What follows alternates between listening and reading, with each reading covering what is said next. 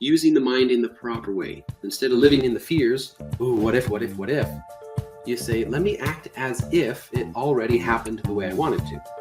I see myself as a successful public speaker. What does that mean? I see people laughing, smiling, appreciating what I'm saying. I'm making the impact. People come up to me afterwards and say thank you. And then I live in that emotion on stage, already knowing that it happens. And people feel that. That makes it a successful public speaker.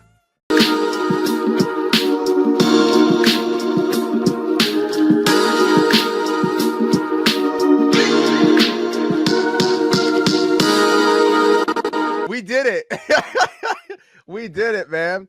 Well, I'm super excited to have you on the podcast, man. We're going to jump straight into the conversation. Like, I got tons and tons of questions from our first encounter. So first of all, just let people know who you are and what you do. Yes, thank you, Jamar. Thank you for having me. And a quick intro. My name is Ben Eden. I am a business consultant and executive coach. So helping people on two different levels, okay? People who have been successful in the corporate environment who now have gotten out and doing their entrepreneur gig, but then they realize, ooh, there's a lot of things I don't know, and they're looking to make the money. They have some extra time. All the way to the other side where it's an established business owner who's been successful. They have the money, but now they're looking for that extra time. And I help on both of those spectrums. Yeah. And also talk also a little bit about just you as a speaker and the things like, what do you have going on right now? Like, give us a little bit of a window inside Ben's world. Sure. So I'll start with some business stuff and then I'll tell a little bit of family. But some exciting things that I have going on in the speaking world. I'm speaking on a cruise ship in February. That'll be cool. Oh, I've never spoken on a cruise ship. Never. Yeah. I mean, I have as an executive. I spoke on a cruise ship as an executive, so that was fun. But now I'm the opening keynote speaker of this one, so that'll be nice. Fun. Congrats. Yeah. And then I'm speaking at a couple of nonprofit or smaller organizations locally, and then I'm speaking at a National Golf Course Superintendent Association in San Diego, also in February. So that's going to be a fun month. Okay. Do you get to enjoy yourself on the cruise one? Or do you get to, or is it straight business? Like they basically put you on that ship and then you got to leave. Oh no. So I'm the opening keynote, right? So day one, I get it done with. And then the rest of the time they do encourage me to attend the other speeches. And I enjoy that, but I'm also bringing my wife. So for the rest of the trip, we're just going to have a good, vacation. Oh my God. What a perk. I know. What a perk, man. Holy crap.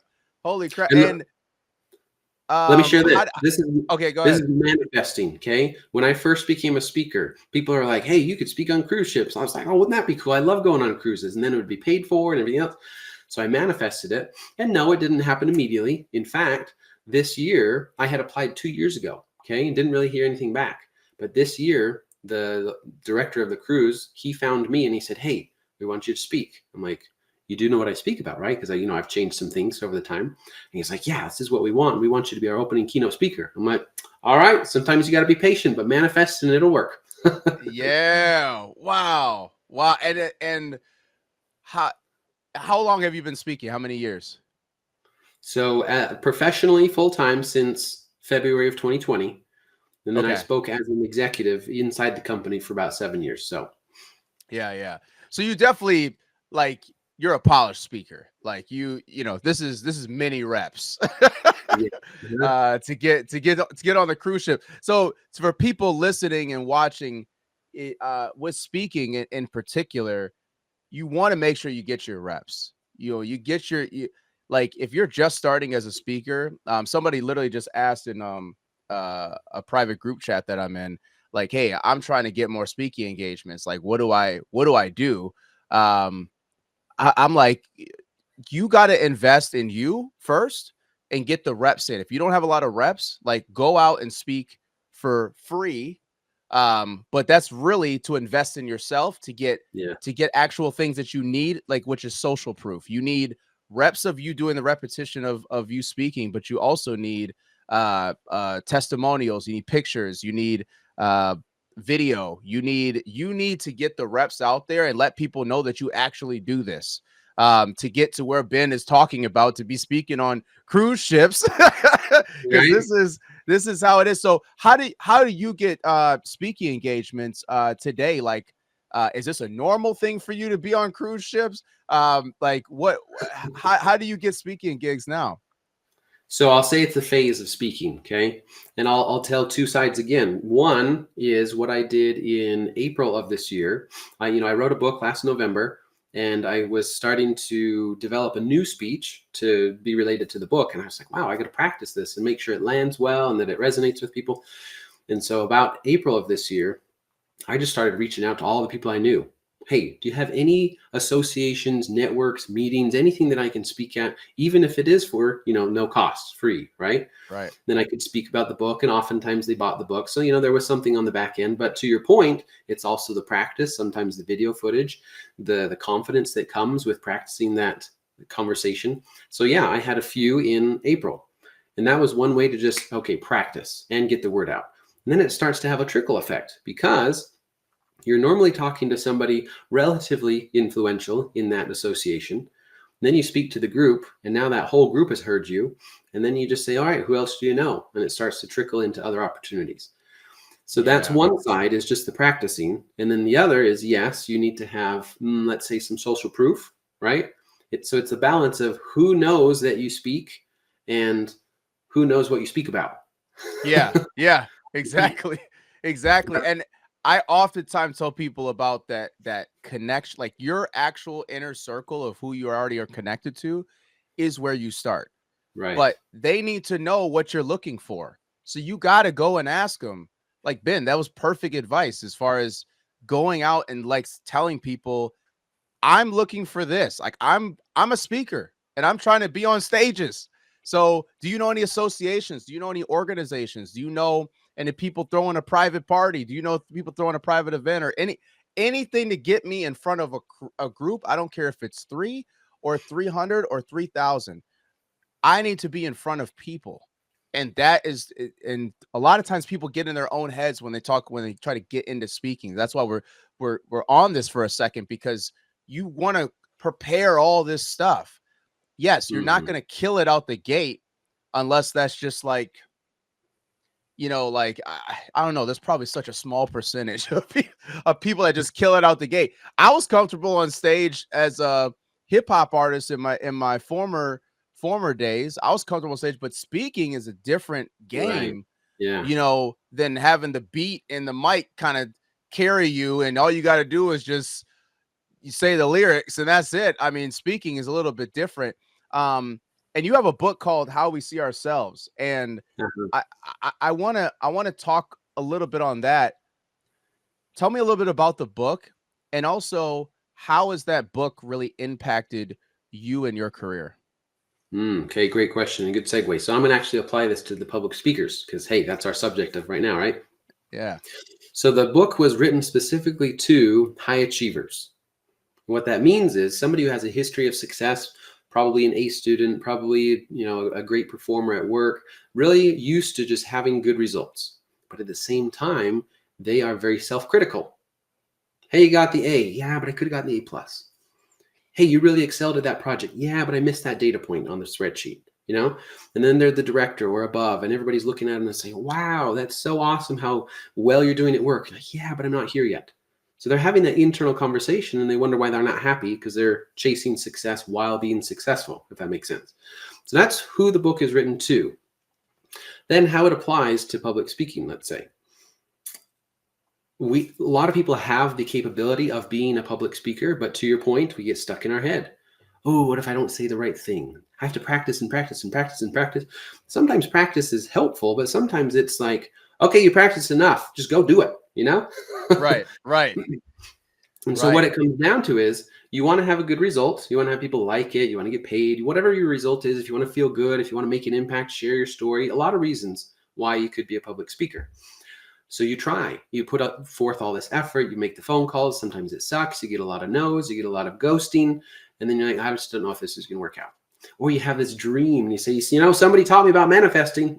I manifested 5,000 people and I had one, and it was my grandma. Right.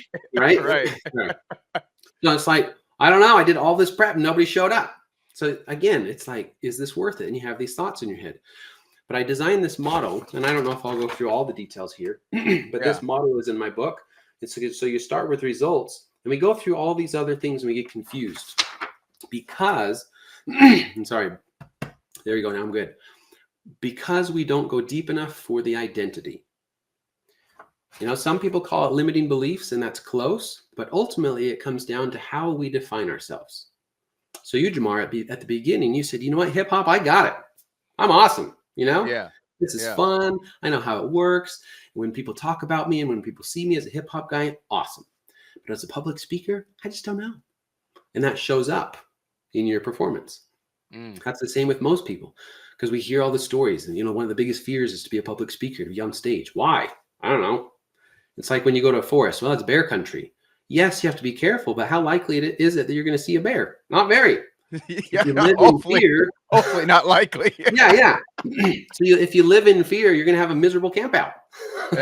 Yeah. With public speaking, and it is again getting down to manifesting, or the power of using the mind in the proper way. Instead of living in the fears, oh, what if? You say, let me act as if it already happened the way I wanted to. I see myself as a successful public speaker. What does that mean? I see people laughing, smiling, appreciating what I'm saying. I'm making the impact. People come up to me afterwards and say, thank you. And then I live in that emotion on stage, already knowing that it happens. And people feel that. And that makes it a successful public speaker. So a lot of what you're talking about too, it starts with, it's the mindset around yourself and your identity, but it's also the confidence to go out and just do what you want to, like, do what you do best. But you have to have the confidence to go on that stage. You have to have the confidence to push through on something that you're maybe just discovering it. And oftentimes for that confidence to happen, you have to have repetition that builds confidence. The reason why, and this is, decade plus ago, as far as that I was in hip hop, but I was so confident there because I had years of experience.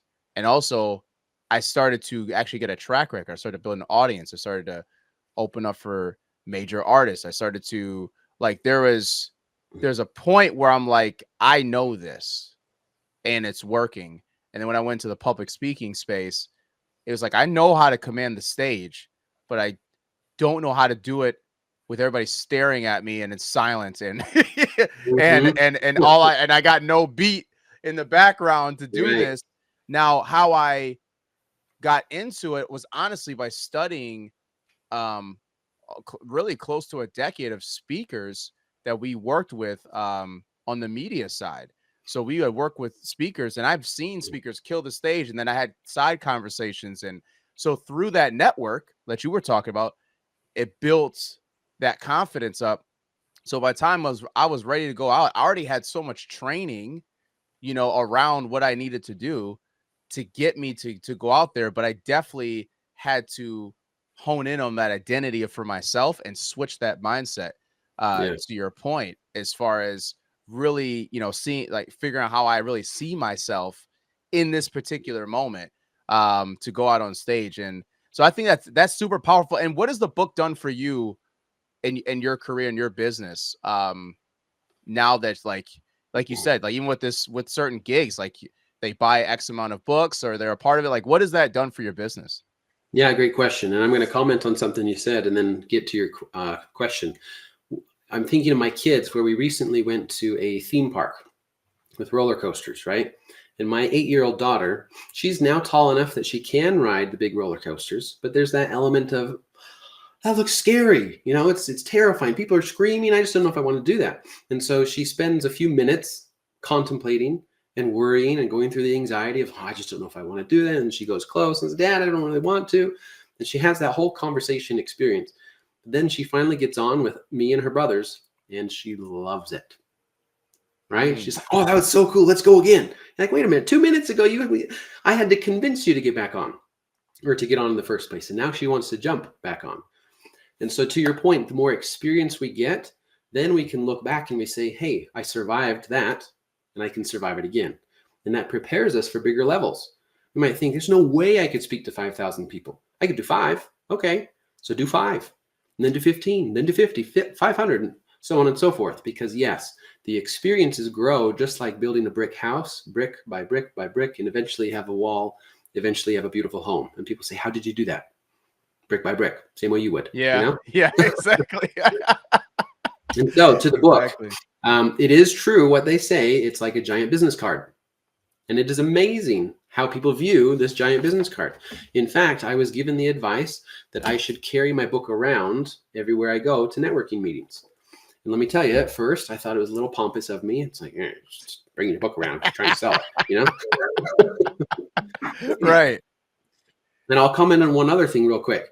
I first co-authored a book. I did one of those anthology things back in March of 2020. That was one of my first speaking gigs, right? The weekend that everything shut down for the pandemic, to the point where I was afraid I wouldn't be able to get home.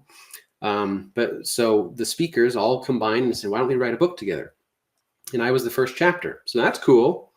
But I still had a little bit of hesitancy to take pride in that book, because people like said, hey, did you write a book? I'm like, well, kind of. I did write the first chapter, you know? Right. Right. You know, I had these conversations. I struggled to own it. But with practice, I said, yes, I do have a book. And I put it behind me on a shelf, and people said, there's your book. And there. And I sold quite a few of them. And when I spoke and I said, yeah, I have a book, people bought it. Cool. Then I had an ebook, and people were like, wow, that's on Amazon. That's so cool. And again, some hesitancies, but people seeing it, and it built me to the level of when I published this book, I was ready to own it. Yes, I published a book. Yes, I'm an author. Yes, I wrote the book. And that brings confidence. And then it's cool because author is short for authority. And so people see you as an authority on this subject. Okay? Because yes, I've done the research. Yes, I've lived the experience. So when people say he has a book and this is what it's about and he's a speaker, let's bring him in, because it is an added concrete level of credibility. Yeah.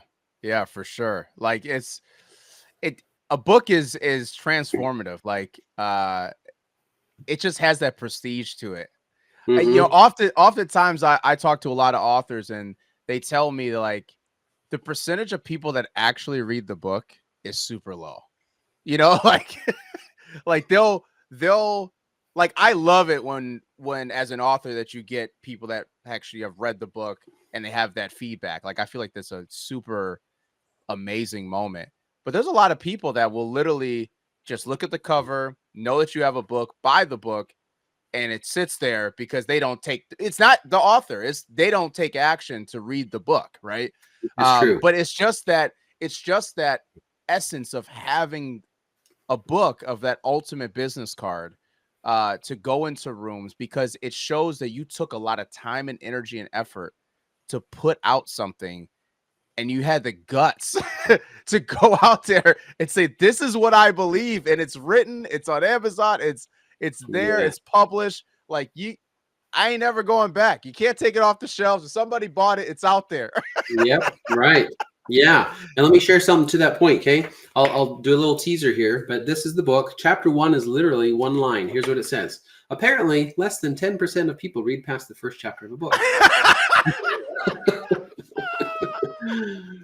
And then, so that's an immediate win. Guess what chapter 2 is about? Celebrating your wins. Okay. Oh, that's so hilarious. So it's literally a coaching technique that I use for public speaking, for business, whatever it is. You took your first step, you called, celebrate, shoot. you know? That's crazy. That's crazy. Oh man, my camera went out. This is, we'll bring it back. We'll bring it back. So that's just that's absolutely crazy. So talk to us a little bit about, if you were to step foot into a business, as I can get my camera going for people that are watching. If you were to step foot in a business, and let's say I have a few team members that are a part of my leadership team, right? And let's say let's give you some context. We're going to do a little bit of like a scenario play. Let's say you have a business that's doing about $500,000 a year, so $500,000, and you're just hiring your first kind of leadership or a manager position, team members to help kind of facilitate and manage a couple areas of your business, what are some key elements and factors that we should look for in that manager role or in that leadership role to help our business grow and get to that next level of 7 figures, and beyond that? Wow, good question. This is a deep question. So I will give you some answers that definitely work, but of course it depends on the actual situation, right? Of course, of So, course. so we'll talk principles, and then if we want to get more specific, we can. Does that sound good? Yeah. Awesome. So first, we have to understand that there are different levels of leadership that work. If we're beginning, and if we're at 500,000, cool. How many are we right now? Is it an individual contributor that just made it happen with some good systems? Okay. Or how many employees are there already? Let me ask that question in this scenario, hypothetical, right? How many employees does the person already have? Yeah. Let's say let's say 2 employees and then a number of contractors as well that they Okay. work with. All right. And now wants to have some leadership to do what? To manage a few of their sales, and then also a little bit on the operations side. Okay. So would they be managing these 2 current employees, or would they be building a new department? They would be managing the current employees and Okay. contractors. Awesome. All right. So again, these questions are questions I would ask an actual business owner. Why? Because you could possibly promote somebody you already have, or you could find somebody external, right? It's the principle of buy or build. And I talk about that in the book. Do you buy or build? And it depends on cost and timing and fit and all sorts of things. But one big, and I'm passionate about this one, okay? I'm literally designing some leadership development programs right now to address this. Too many people, and I get it, sometimes it's just, I don't know any other option, but too often companies hire a top performer as an individual contributor. In other words, one of these 2 employees, hey, you're doing a great job. You're great at this process thing. You really understand the company. We're going to promote you to take us to the next level. Well, guess what? 1, maybe they don't want leadership. 2, maybe they're great at what they do, and there's a reason why they're great at what they do, and they're not going to be great as a leader. And that's okay. No, not everybody has to be put in a leadership position, okay? And then otherwise, it's like, okay, being a leader is a different skill set than being an individual contributor. Doing door-to-door sales is different than managing the door-to-door salesman. Very different. Okay. Right. You can rock it. You can be the highest sales guy, but then you're a manager and you're like, what I was doing is different than what I'm doing now. So how is this happening? And then what it comes down to is what my book's about. How do I see myself? So it's like, what I was doing now isn't working. I've tried it and tried it and tried it. Now I just see a little bit more failure. Why? Is it me? That's the ultimate question. And then am I cut out for this leadership business? So that's one scenario. But again, back to the business owner. All right. If we first ask the right questions, that can get us the right answers. Mm-hmm. And part of this is, am I going to promote? Am I going to look external? But what am I ultimately looking for? Am I looking for somebody to figure it out for me? Say, look, here's the vision, you do it. Or do I need somebody to execute my vision? Big difference. Yeah. Right? Yeah. And so that's a true need, because if you want to hire somebody to figure it out, you have to be okay with them saying, hey, here's what I've done, or here's what I'm going to do. But I have this experience where the owner wanted somebody to figure it out, but they didn't want them to come up with their own ideas. And that doesn't work. It doesn't work at all. Wait a minute. You want me to have ideas, but you don't want to listen to my ideas. Okay. And then you wonder why your leaders leave. Right. So the business owner really has to have their clear vision and map it out on how they want it done. Do they want to have their hands in everything? And maybe that's okay because it's a stage of growth.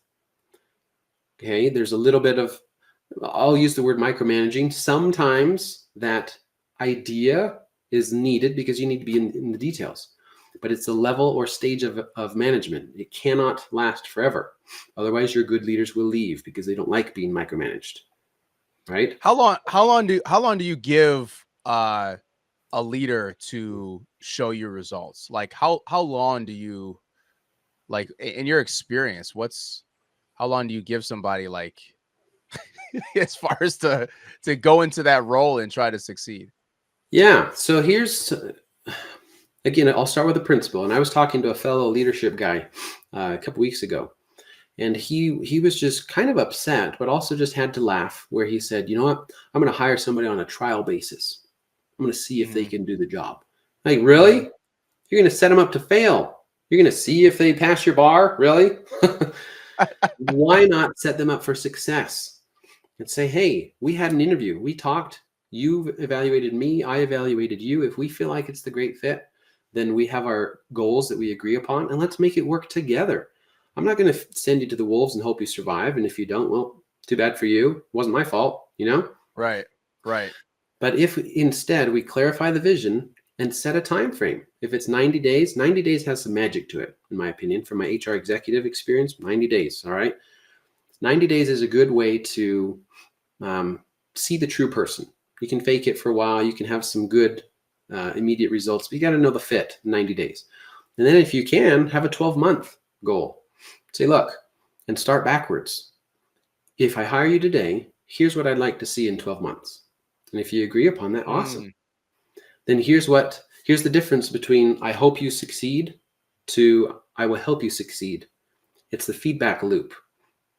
Okay. Instead of 12 months later saying, "Well, you failed. Sorry." You meet, let's say, on a monthly basis and say, "Hey, how are you doing? How can I help you? What's working? What's not working?" And have those conversations. That's not micromanaging. That's being involved so that the person is supported to execute your vision. I could go on forever. So what I'm hearing is it's really managing those expectations for the individual and making sure that both communications it's a two-way street.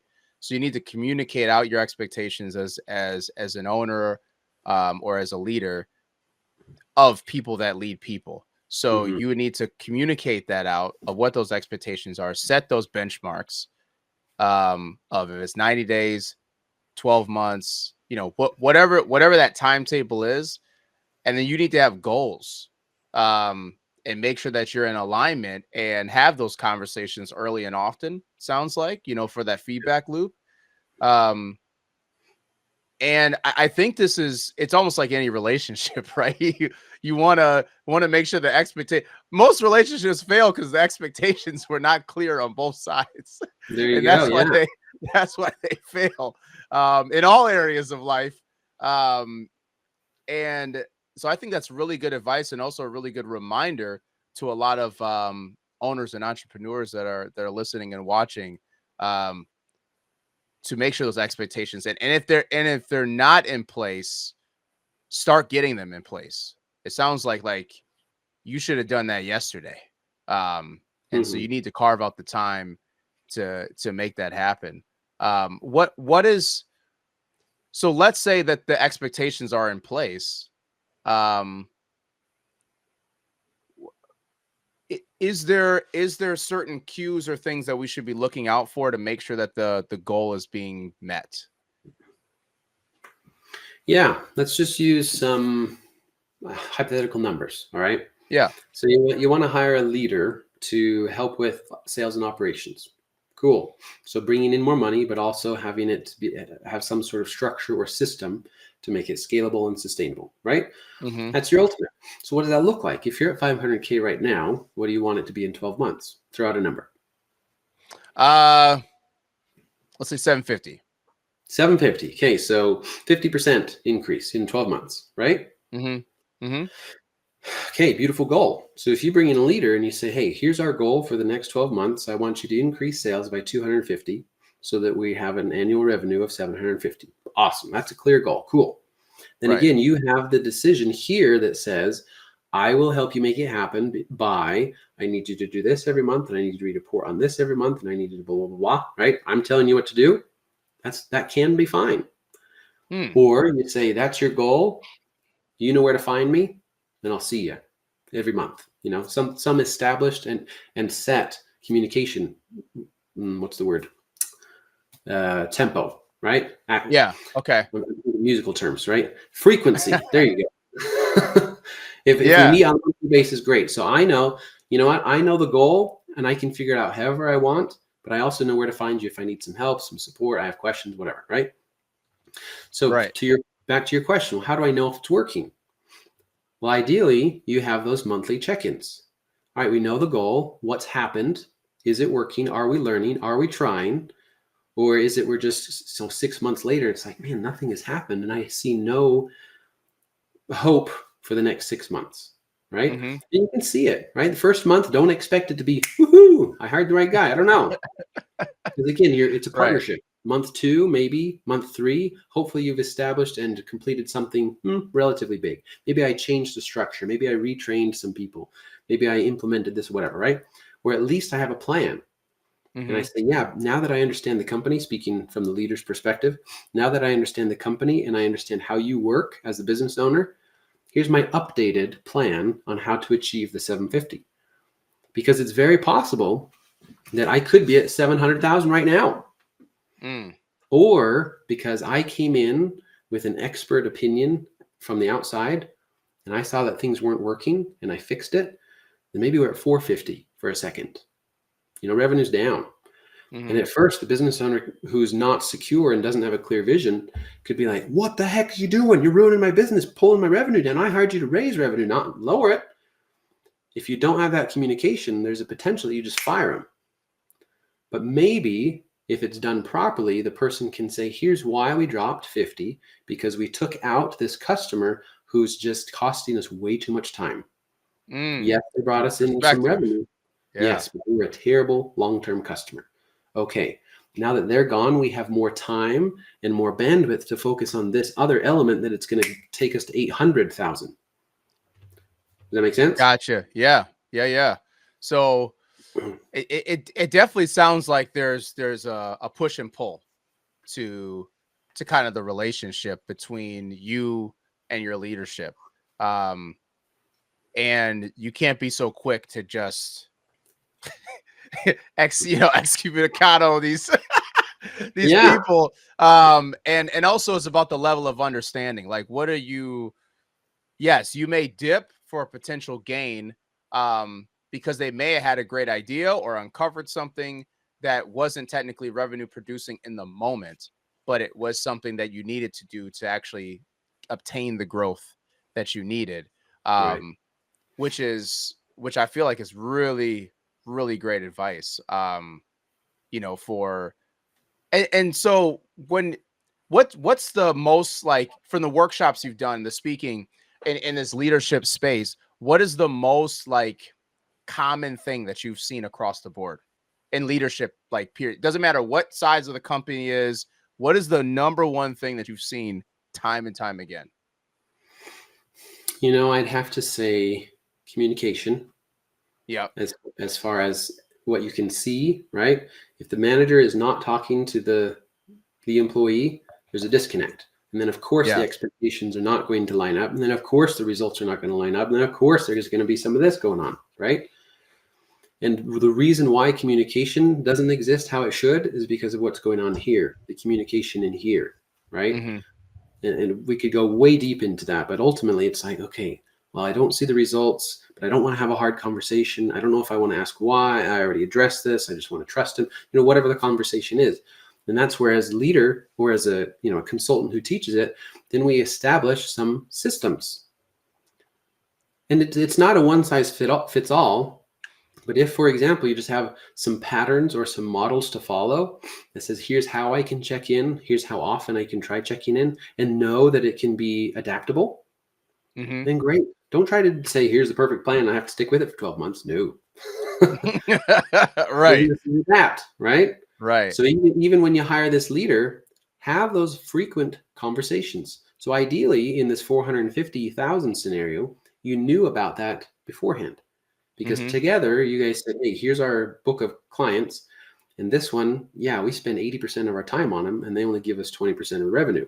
We Yeah. want to do that, right? And say, Yeah. okay, well, let's have a plan to phase them out so that we can have more time and everything else. So again, that communication's there. The manager feels better. They don't have to live in the anxiety of, oh, what's going to happen? Did I trust the right person with my company, everything else? And so it starts with here. Am I comfortable enough to set the clear vision, to trust the other person, but also to have let's say, I'm not going to say hard conversations. I'm going to say effective conversations to know if we're on the right page. Yeah, for sure. No, that's fantastic. Fantastic advice. And also, I would say in all the conversations I've been in, that's definitely I think that aligns with Yeah. being able to adapt. And also what you kind of were talking about as far as in your head is like the self-talk, like Right. you're having all these conversations in your own head, and it's like it's choosing which direction you're going to go in. And sometimes those questions that you're asking yourself, you may have to have those effective conversations and actually ask them, Yeah. because you're making assumptions in your own head of whatever things should be without even having the conversation with the individual, because you don't want to take that step, and have that difficult conversation, for whatever reason. It could be, like you said, it's very deep. That could go layers deep of Oh, yeah. how you deal with emotions, how you deal with relationships, how you've been treated in the past, the way that you grew up. I mean, it could be thousands of reasons of why. But I think it's good to, at least for people to acknowledge that that's happening, and then figure out ways to work backwards and try to rectify it. Exactly. Let me comment on that. So I'm going to back up a little bit, but Yeah. still stay specific. As far as emotions go, I'm sure everybody listening has had this experience. We receive that email that you read and it just sets you off. You're like, oh no, that just happened. Somebody's super mad at me, or I missed that delivery, or something didn't happen, or it's like you're super worried about what it's going to be, and just sets you off. You read that email and the rest of your day is shot because you're freaking Right. out. Okay. I literally had one of these last week. Oh man. And I know the feeling. Yeah. It was one of those where I read the email and I was like, that's it. I'm out. I was to the point of saying, I'm done dealing with this. I want nothing more to do with it. But I was like, oh, I'm just super mad, so mad, because I'm tired of being treated this way, that I had to go take a walk. I called 3 or 4 people. It was that bad. Okay. I just had to vent. I had to talk to people, and I just had to get everything out because I didn't want to make a rash decision. Turns out the next morning, I reread the email, and it wasn't nearly as bad as I thought it was. Right? I mean, we all experienced that. It's like, oh man, what was I thinking? Yeah. And then again, I reread it probably a few hours later, and again, it wasn't as bad as I thought it was. So instead of saying, you know what, I'm out, I said, okay, let me analyze this and see how else I could understand this. Maybe I did play a part in this. But let me truly see what happened so I can make a rational and better decision. So there's the principle, but this happens to everybody. Something happens as the business owner. I had this goal, 500. We're going for 750. I hired this person. It's a risk to pay this person $120,000. That's a huge chunk of my revenue. Yeah. I took my risk, and I'm hoping it works. Then 93 days in, you're like, oh, I heard from this consultant guy that 90 days was the magic number, and how come we're not there yet? We have these preconceived notions, and then we start to get a little anxious. Let's say, when is it going to happen? Hey, how come they're not talking to me? Hey, I thought this was going to happen yesterday, but it didn't. We have all these conversations in our head. And guess what those conversations make us feel? Anxious, not confident, everything else. And how does that make us treat that employee? Do we trust them anymore? Not so much. Are we more micromanaging? Absolutely. And when they ask questions, are we less patient? Yeah. And we wonder why. Or we don't even notice because we're stuck in our thoughts. But the leader is like, I'm doing my best, man. I'm doing exactly what you told me to, and now you're on my back. What's the deal? So this is where the butting of heads comes in, where communication comes. And this is why, again, people want to avoid communicating because the boss is emotional and I don't want to deal with it. And the boss is like, well, I just want results because it's the lack of results that are causing me to feel this way. But if we can, what my book teaches, if we can understand that there are emotions that are caused by thoughts and goes all the way down to how I see myself, this is how you do it, okay? These aren't the only options, but this is why successful people have coaches. why they have therapists, why they have accountability partners, because you have to have somebody that you can talk these things out. Like in my example, where I called 3 or 4 different people, you have to be able to talk it out so that you can come back and be in a proper state to help your employee. Otherwise, you are exacerbating the problem by saying, Jamar, come on, why aren't we done? You know? Right. But Right. if I've dealt with my emotions, if I've processed my thoughts, then I can come to you and say, hey, can we just talk about where we are? Here's what I see. Here's what's worrying me. Can you fill in some blanks? And then you're like, yeah, let me tell you. Like, oh, good to know. And if I still think, you know what, we're at day 93, we're not as far as I thought we would be. What can we do to speed up these results? Then I bring you into the conversation instead of saying, let me figure it out in lieu of you. Mm-hmm. That make sense? Mm-hmm. Yeah. No, that's powerful. That's powerful. Sorry, you get me going. No, it's all good. It's all good. So I want to go into a little bit of the coaching business. So some of our audience are aspiring coaches, or maybe they have a coaching business.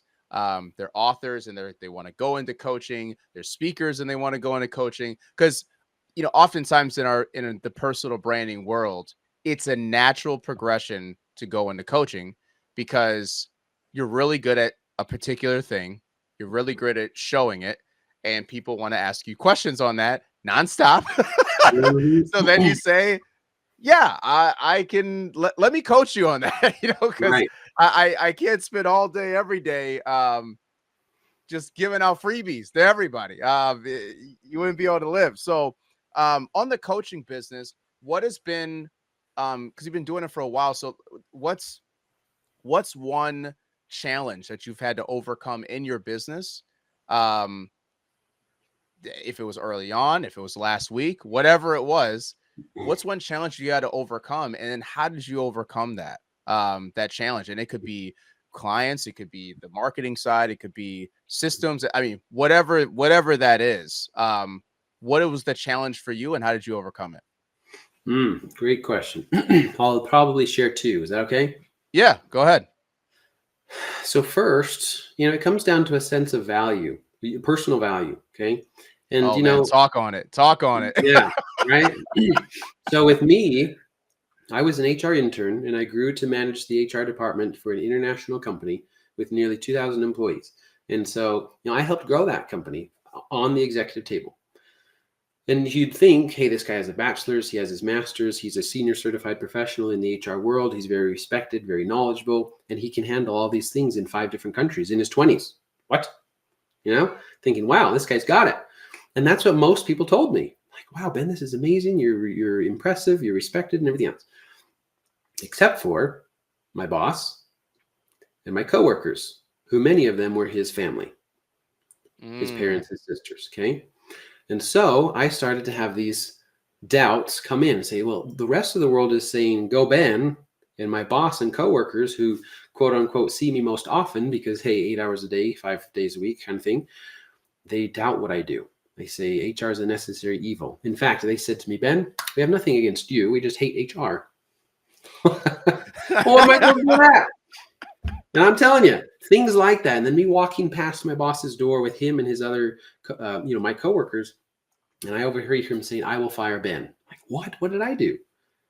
So just things like that, starting to say, am I valued? And then guess what? Me and HR, I get to see what everybody else is paid. And then I see what I'm paid, and it's nowhere near what they get paid. And I'm like, what the heck? I'm not valued. That's what I've started to believe about myself, that not HR wasn't valued. I wasn't valued. Me. Okay. That's what I was starting to understand. And so even though I was in this place where the world said, Ben, you're where most people want to be, an executive in your 20s with nice things, traveling the world and everything else, I was suffering in silence. I mean, that's just one tiny part of the story as to why I was suffering in silence. But I felt like I couldn't tell anyone. I'm HR. You go to HR. Who's HR supposed to go to? Yeah, right. The next, you're a successful HR professional. Why would you need help? You have it together, so you can't admit that you're suffering. And then I had people say, Ben, you have the picture perfect life. So that became a mask. And I said, well, I have to live with that mask and I can't take it off because people will think, oh, he's no longer picture perfect, right? So those things existed. Now I forgot where I'm going with all this, but did you start with the question? Your challenge. Your challenge, and you Yes, have to yes. Challenge, overcome. value. Yep. There you go. Thank you. Yeah. And Value. Yep. so, as an executive, I would speak at least twice a year at our management retreats. And, head of the department, I would speak on HR, and I'd be able to thread in some coaching principles. I didn't know they were coaching principles at the time, but some self-development and mindset and perspective and everything else. And people are like, dude, that's awesome. This is so cool. We love your speeches. We love hearing from you. And a fellow executive who we had brought in from outside said, Ben, you could do this full time, make a lot of money. You're good at it. I'm like, that sounds cool. And long story short, I did get into the speaking world because I had my story, I had my message, and I wanted to help people on how to overcome what I called emotional pain. I turned to addictions. I have what's called hyperhidrosis. It's excessive sweating, and that affected me for 20 years, my sense of confidence. It affected how I dated. It affected what I did in all things. Okay. So that's probably a story we don't have time for, but these things existed and they all internally said, Ben, you're not good enough. Ben, you're not good enough. Ben, you're not good enough. And so I tried, one, to pretend it didn't bother me. Two, I tried hiding behind a shield of success, which was this executive world, but that didn't work. And so again, I finally turned to addictions, but guess what? That doesn't help either. It's a temporary Band-Aid that makes you feel worse afterwards. So again, all this to say, on the outside, you got it figured out. Your life's amazing. On the inside, I was suffering in silence, so I did not feel valued. So when I got into the speaking world, I was like, hey, I'm going to do this. I'm good. This is cool. And when people came to me and said, I love your story. I think you can help me. And we said, okay, we can try coaching. Literally, I started coaching at $25 an hour. Oh, man. Yeah. And even then I felt guilty. Man, $25 an hour, is that a little much? But since, I've grown in confidence, right? Grown in confidence, like what we talked about at the beginning of our conversation. Doing it many times, said, yeah, I could charge more. I'm worth that. And then I'd meet different people, different coaches for me, different programs, and said, dude, you're worth a whole lot more than that. You bring a lot more value. And so I did. I started to raise my price. And yes, now I'm a lot more than $25 an hour, but it is worth every penny. Because just on the monetary side of things, I help people make much more than they pay me. But also it feels so much better to know that I'm valued and to be paid for what I'm valued. Okay. Because I know what I can bring. I know the impact that I can have on people. These executives, these business owners, these successful people that are listening to this conversation right now. If you're thinking, yeah, I have the money, but I need more time and I have no idea what to do about it. I'm sick of the 80 hours. I have money, I can hire people, but what am I supposed to do? Because I want to step away from the business and work on other things. Who am I supposed to turn to for help? Because I'm suffering in silence, even though it looks like I have everything put together. Or on the other spectrum that I mentioned, I was successful at work, in the corporate world. People said, dude, you're the executive. This is cool. And I left to start my business thinking, oh, I'm going to create something awesome 3 years later. And it's not awesome. Yeah. I feel like I can't tell anybody because, he's supposed to have it figured out. He's never needed help before. And you feel like you can't tell anybody. I can help you. And I know that. And I know that with such certainty. And I know that I'm good at it. And I know that when I'm saying this, if you think I'm prideful, sorry. But it's called this aspect of confidence because I can stand confidently where I am in such a place that I can see you 100% and know what you need, help you with what you need. And it's very likely that I've been in a similar situation as you. So I can help on an empathetic level as well to get what you need. So when we get into the coaching, you're good at what you do. That's why people ask you. Yeah. Can you help me? Yes, you can. So when people ask you to help you, know your value first and own that value. And I get it. Sometimes I have this conversation and they're like the perfect client, the person that would need me, that I could help, and it would be amazing relationship. And then I tell them how much I charge and they're like, yeah, no. Yeah. Yeah. And so I have the doubts. I'm like, oh man, am I charging too much? I still have those conversations every once in a while, but I know that it's the value, right? The Mercedes doesn't say, well, because people can't pay for me, I'm just going to charge 15 grand. No, Mercedes is still Mercedes. Right. That makes sense? Right. Yeah. Yeah. And people will respect it. people, when they pay, they're more, what's the word, engaged, more committed, Yeah.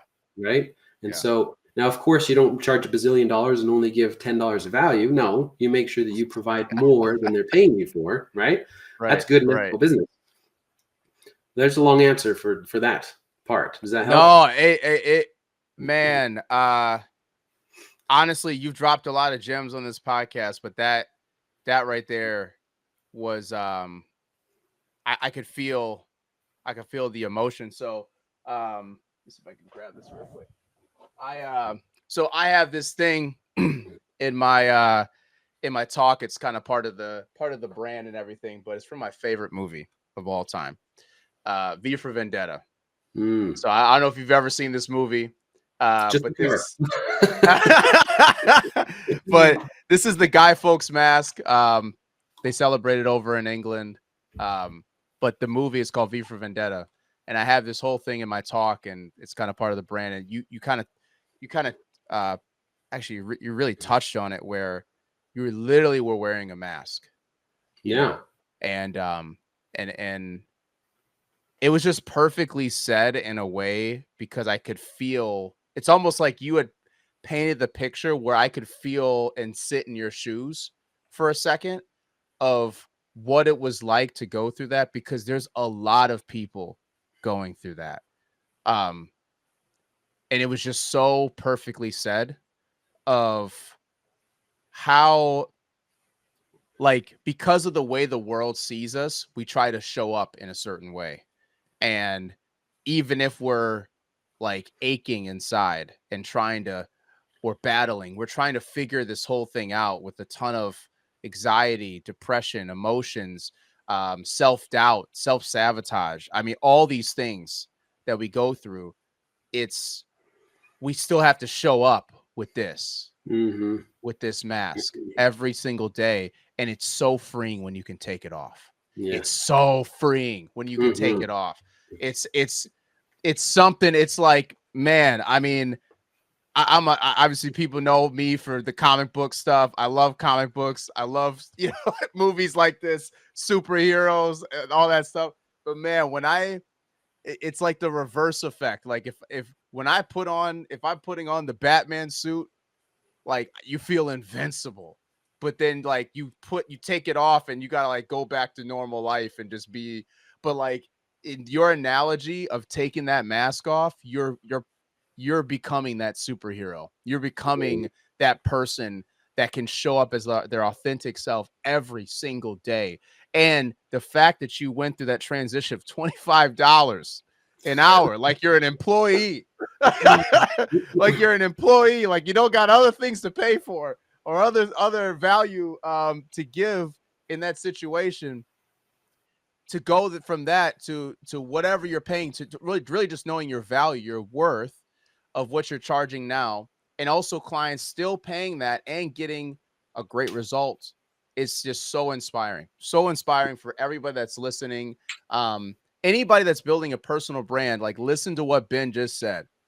Anybody that's building a personal brand for themselves, but also if you're building a career as well, because if you don't know your worth, how are you going to grow your career? Right. It's so hard to do that if you don't know your worth, and maybe the environment that you're in is not where you're supposed to be. There And you go. so you may have to step outside, just like Ben did it, and take that bet on yourself, or go find the next journey. Go find Yes. what place is going to value you as an individual, so that way you can shine the brightest that you can be. So I that was incredible, man. Like, seriously, that was one of the best breakdowns I've ever heard of the mask. I may even mention you. I got to speak in a couple weeks. I may mention you on stage, bro, because Wow. that right there was like the perfect scenario, the perfect way to explain why people wear this. Yeah. All day, every day. And especially, you're the HR guy, right? You're supposed to have it all together. And who are you supposed to go to? But there's tons of entrepreneurs and business owners that feel exactly the same way. There's tons of executives that feel exactly the same way, because you're supposed to have it all together. Who are you supposed to go to? Yeah. Crazy, crazy, crazy good conversation, man. I want to know for everybody, where can they get the book? Where can they get the book, man? How We See Ourselves. Where can they get the book? Yeah, so the website howweseeourselves.com is where you can buy a signed copy from me, or anywhere you can buy an online book, right? Amazon, Barnes and Noble, all the websites is where you can find How We See Ourselves. And literally, the depth of the book is exactly what we're talking about right now. It's the subject of when I, left my professional career and I went through therapy and coaching, and I turned myself around and changed how I saw myself and valued myself again. I turned self-doubt into self-belief, and I was like, wow, if I had the picture perfect life and suffered in silence, I wonder if anybody else does.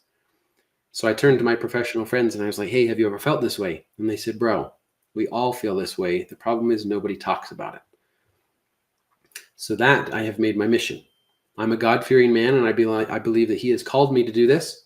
And the book is literally about that. You can have the accolades, you can have the successes, but if internally you feel that suffering in silence, this book was written for you. How to get yourself out of that, how you can still achieve, but enjoy life in all areas, not just work. Okay? A lot of people hide themselves inside of work thinking this is my fulfillment. This is what makes me successful. Then their family lives crumble. They turn to addictions, their health suffers, all these things, which is, hey, what I was doing. But now I'm successful at work. I have a great relationship. My health is good. In all areas of life, it's much better because I don't have to wear that mask. Man, get the book, guys. Get the book. You guys right now watching, get the book. if you guys are watching, when we post this out, get the book. Get the book. I'm gonna get the book. Shoot. Awesome. I enjoy signing them, and to your point, I enjoy hearing from people who've read them too, even past that first chapter. Yeah, even past the first chapter. Get past the first chapter. Come on, if you're gonna buy it, get past the first chapter. It is on Audible too, so if you just want to listen, there you go. If anybody ever says like, "Hey man, that was a really great book," you tell them, say, "What was the first chapter? what? Tell me what the first chapter was, because it's pretty short, and I think that you could remember it." Exactly. What's one thing that you can give everybody real quick before we sign off? What's one thing you can give everybody as far as like, how can we get our business to the next level? What's one piece of advice either that has worked for you or work for your clients, as far as that one piece, that one thing? I know it can vary on industry, business, where you're at, scale, but what is a consistent thing that you've seen, either even from yourself, from your own coaching, speaking, training, business, but also what businesses that you've helped? What's the one thing that can really get people to the next level? So many thoughts going through my head, but I'll just choose this one. The principle of get out of your own head. Okay. So if you can talk to somebody like a coach, accountability partner, whatever, if you can read books, if you can go to networking events, if you can listen to podcasts like this, that's how you get out of your head. And when you get out of your head, you see what's possible, you see past your limiting beliefs, and all of a sudden you start to move forward instead of saying, well, I want to, but I can't. And here's why. No, you see, here's how it's possible, and here's what I'm going to do because others are doing it too. I mean, I think we are in our own heads because we don't have anybody to talk to. Exactly. Yeah. Too much isolation going on. Let me tell you. Yeah. Way too much isolation. And so it's important to get people in your circle, like yourself, and be able to bounce those ideas off of and be able to talk this stuff out, especially for what I call high achievers, people that are in these positions where they have to deliver. Yes. It's very stressful, and we got to look out for one another. And so you got to be able to talk with one another to get to that next level. So thank you, Ben, so much for being on this podcast. Through all the promotion, and when we drop it and everything, you'll have links, you'll have places people can go to connect with you on social and all that, all the things. But I want people to get this book first. Connect with Ben, but get the book. Yes, absolutely. Get the book, man. Good investment. Don't play yourself. Get the book. Yes. What are you doing? All right. Thank you so much for being on here, man. Can't wait to continue to follow your journey as well, to see what you do next. when you're on, follow Ben too. Post a picture when you're on this cruise ship too. I will. Don't you worry. So people can get a little glimpse of that cruise life, the cruise ship life, man. I see now you've opened up a new goal for me. I need to go. There, I need to go speak on a. I need to go speak on a cruise ship. See what just happened? Yeah. That would be fantastic, man. But yeah, thank you so much, everybody listening, watching. Please subscribe to the Forever Podcast. We are everywhere that you listen to the podcast. Make sure you comment, like, share, subscribe to all the channels, and share this with somebody. Share this with somebody. You know, who needs to hear this right now? Share this episode with somebody so that way you don't hold on to all the goodness, all the good stuff that you just heard. Share it with somebody, and we'll catch you on the next episode. Peace. Don't forget to like, comment, and subscribe. And don't forget to hit that notification bell for more amazing content that we're going to be putting out. And don't forget, you can change your circle to change your life.